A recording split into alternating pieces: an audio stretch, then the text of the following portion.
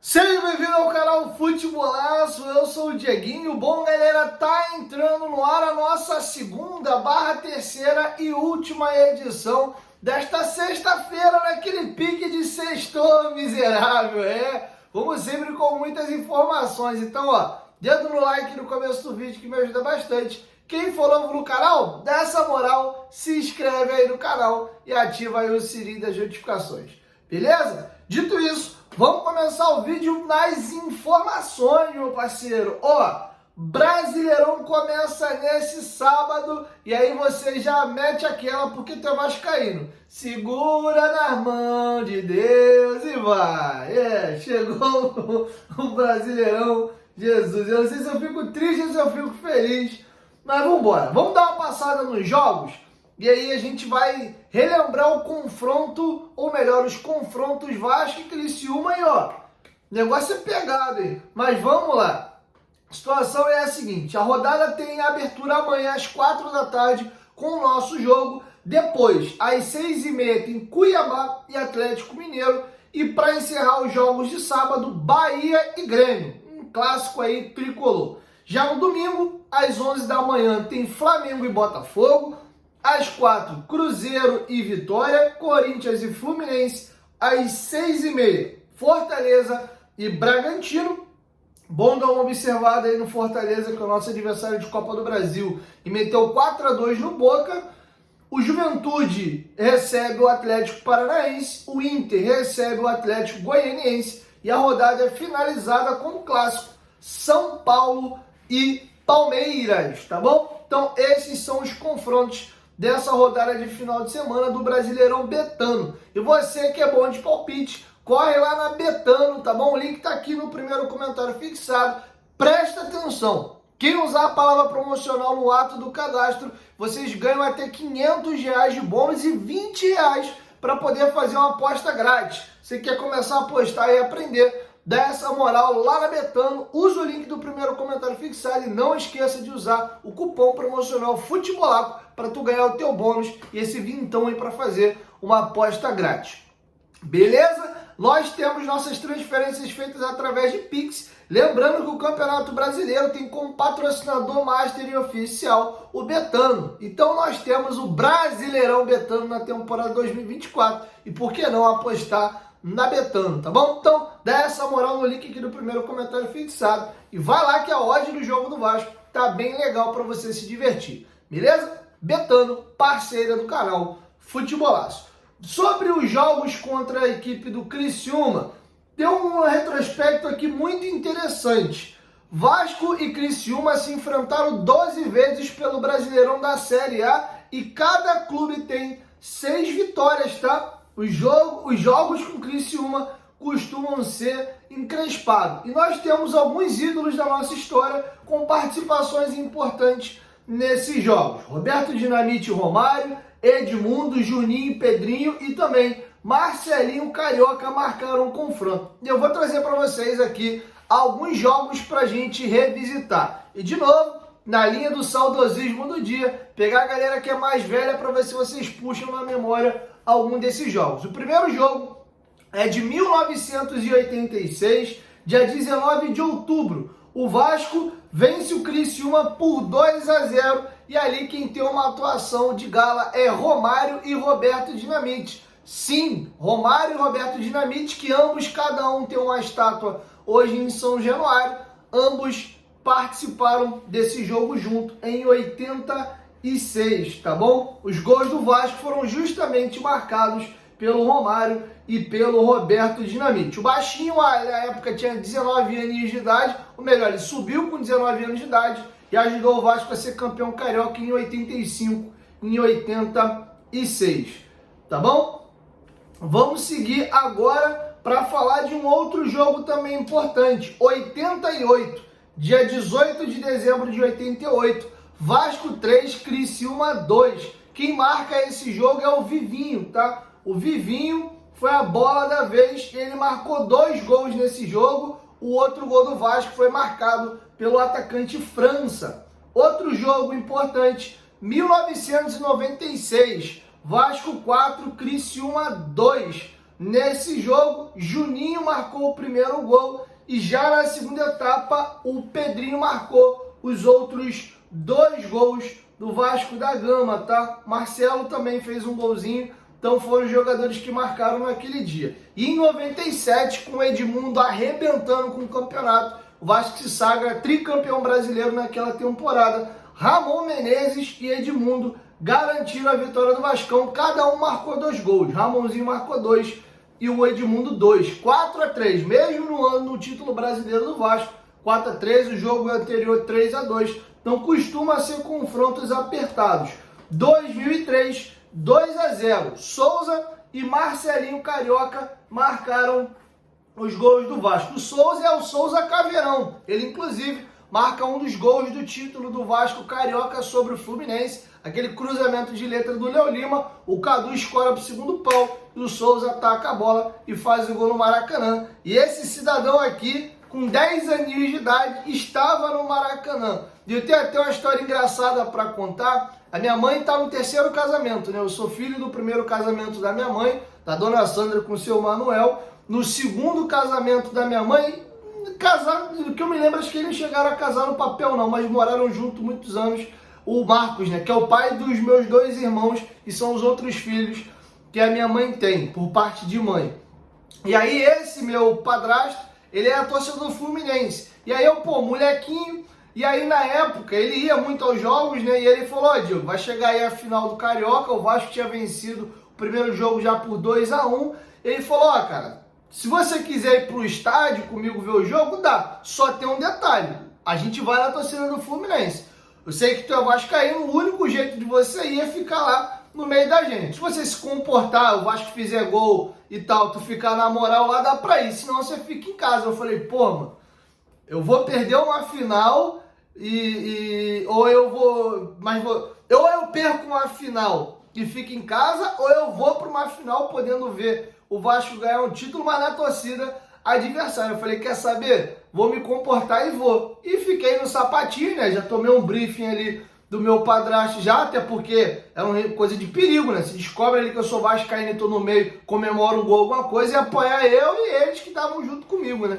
E aí, cara, foi engraçado, né? O Vasco, esse jogo me marcou, que teve uma coisa engraçada. Não sei se vocês vão lembrar, isso ficou na minha memória. No intervalo do primeiro para o segundo tempo, eu não lembro qual foi o motivo, o Eurico entrou no campo para reclamar com a arbitragem. Eu sei que ele entrou no campo. E a torcida do Vasco gritando, Eurico, Eurico. E a torcida do Fluminense xingava pra caramba o Eurico. E o Eurico tinha uma imagem muito forte, muito pesada naquela época. E eu doido pra gritar Eurico, Eurico, mas eu tive que ficar no sapatinho ali, no meio da torcida do Fluminense. Eu passei uma situação ao contrário dessa com um tio meu. Vasco e Fluminense também no Maracanã. Meu pai vascaíno, o meu tio tricolor, um outro amigo em comum entre meu pai e meu tio também vascaíno. E aí foram as esposas, e aí como os vascaínos eram maioria, o meu tio, para todo mundo ver o jogo junto, foi na torcida do Vasco. E aí a mesma coisa, ó, sapatinho aí, Marquinhos, não vacila não, pô, se comemorar um gol do Fluminense ou coisa do tipo, ele tava no meio da torcida do Vasco, que ia dar problema. E o Fluminense abre um placar, meu tio dá aquela comemoradinha na encolha, eu bem menor, cara. Esse de 2003, eu já tinha 10 anos. Esse jogo eu não vou recordar o ano, mas eu devia ter menos, sei lá, 5, 6 anos.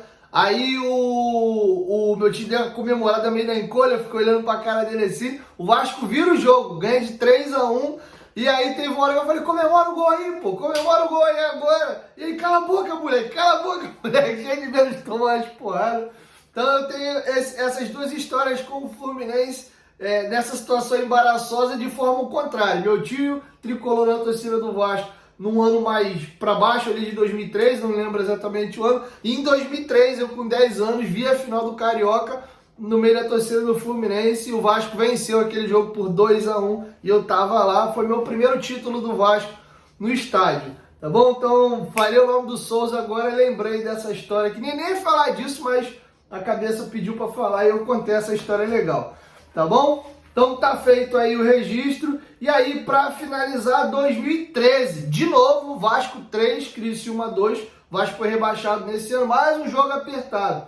Os gols do Vasco foi marcado por Juninho Pernambucano, Rafael Vaz e Edmilson. Então tá feito aí o registro. Jogos difíceis. 2-3-2, 3-3-2, 1-4-3. Não.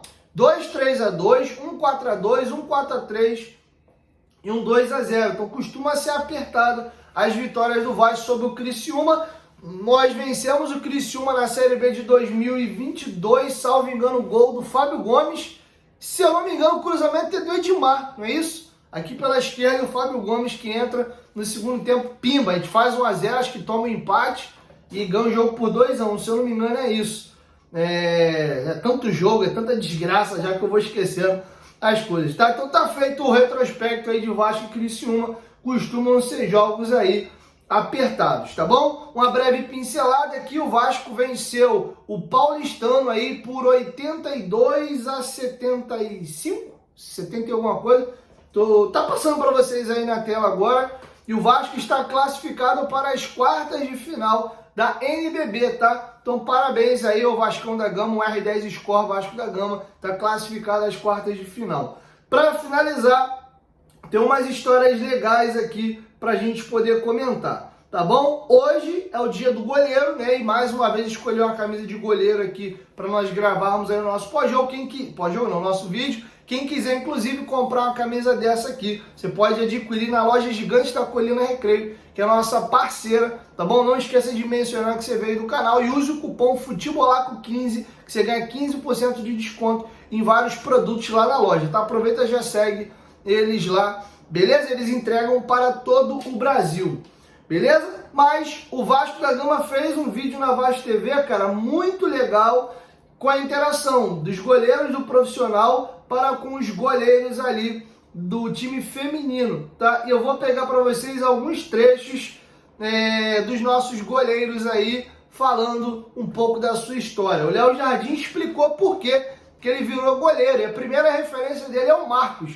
Vamos aqui ao depoimento do Léo Jardim. Foi depois da Copa de 2002, quando o Brasil foi campeão, e o goleiro Marcos teve uma participação muito importante naquele título. Depois de assistir aquela Copa do Mundo, eu tive vontade de experimentar e ver como seria. Tafarel foi um goleiro muito marcante também. E no futebol mais recente, o Ederson e o Alisson são goleiros que admiro muito. Foi o depoimento aí do Léo Jardim. E ele completa: por ser o último homem, o goleiro acaba carregando essa responsabilidade maior de não sofrer o gol. Ao mesmo tempo que é uma responsabilidade, é o que dá aquele frio na barriga que faz a gente amar ser goleiro. Temos um grupo muito bom, o clima é muito leve, com um bom ambiente e as coisas tendem a render bons frutos. Importante que todos estejam trabalhando no seu máximo, tá bom? Tá feito o registro aí do Léo Jardim. Já o Kehler deu o seguinte depoimento: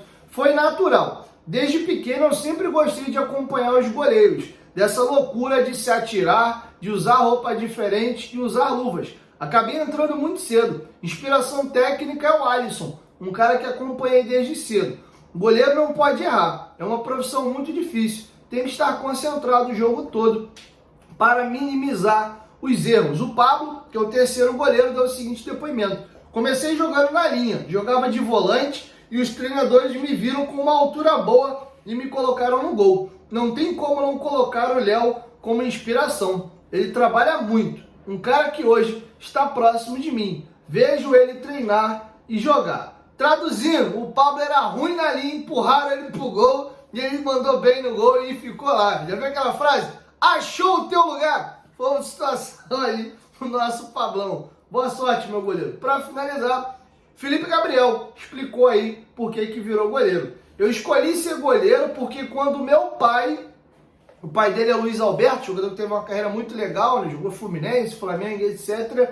Ele vai explicar aqui, ó. Eu escolhi ser goleiro porque quando meu pai ia para os treinos, eu ficava com os goleiros, vendo eles treinarem. Tomei esse gosto e estou aí até hoje. Minha inspiração agora é o Léo. Não tem como deixar de falar ele. Um cara muito trabalhador, sempre que treina quer treinar mais, tá bom? E aqui a gente encerra com 2 depoimentos aí dos treinadores de goleiro do Vasco. Primeiro, o Matheus Famer deu o seguinte depoimento: a posição mais controversa dentro do futebol, onde todos querem ver e comemorar o gol. E o goleiro está ali para evitar a festa. Trabalhar com essa adrenalina nesse risco o tempo inteiro é algo que me move demais. E hoje, como treinador de goleiro, me desafia muito trabalhar os goleiros para que eles sintam essa adrenalina também. Acho que é a profissão que mais evolui dentro do futebol. É cuidar dos detalhes, desde a parte física individualizada às partes técnicas e psicológicas. A troca diária e muito próximo são os pilares para a evolução. Na rotina de trabalho, a gente preza por intensidade e não por volume. O nosso lema é treinar forte e joga forte. Na atualidade, o Vasco tem os goleiros de quase todas as posições na seleção. Para finalizar, o estrangeiro, esse chegou para complementar a comissão técnica do Vasco junto com o Ramon Dias. O Enzo Notti deu o seguinte depoimento: eu comecei em um futebol diferente, onde passávamos a bola para o defensor. O defensor nos passava a bola e nós podíamos agarrar. É uma posição que vem evoluindo muito. No começo, não se exigia bom jogo com os pés. Temos encontrado uma coisa muito boa nessa evolução, tá bom? Então tá feito o registro aí. E agora, para vocês se deliciarem aí sobre o dia do goleiro, algumas fotos aí bem bacanas e históricas dos goleiros que o Vasco considera como os principais de nossa história. Quem quiser entender um pouquinho mais, assista aí o vídeo anterior, tá bom? Tem fotos bem legais. Temos aí o Barbosa, nosso goleiro ali em São Januário, numa foto ainda em preto e branco. Tem um encontro bem legal, cara, de gerações ali, o Mazzaropi junto com o Barbosa. Tem foto do Andrade também. Tem o Carlos Germano sentado ali em São Januário com as suas filhas ali, cada uma sentada numa bola, e tem uma criança que está de costas. Não consegui identificar bem se é menino ou menina. E aí já tem algumas fotos antigas aí para poder contemplar todos. Tem foto ali do Elton, já tem foto mais recente aí também. Mas legal, né, cara? Tem uma foto do Acácio também, bem novinho aí, uma foto também, salvo engano, ainda em preto e branco. Então legal, cara. Tá aí a nossa história. Todo clube, para ser grande, ele teve que construir a sua história lá atrás. Então, gratidão aos nossos arqueiros aí, os defensores dos nossos gols, beleza? Então tomara aí que o Léo Jardim receba toda essa inspiração do dia do goleiro, dia 26 de abril, que ele possa fazer uma bela atuação amanhã na Colina Histórica, tá bom? Léo Jardim, que Papai do Céu te abençoe, e assim a gente vai encerrando mais uma edição, beleza? 1, 2, 3, futebolaço, tamo junto, família, e amanhã esse cara feio volta com a nossa primeira edição. Tamo junto!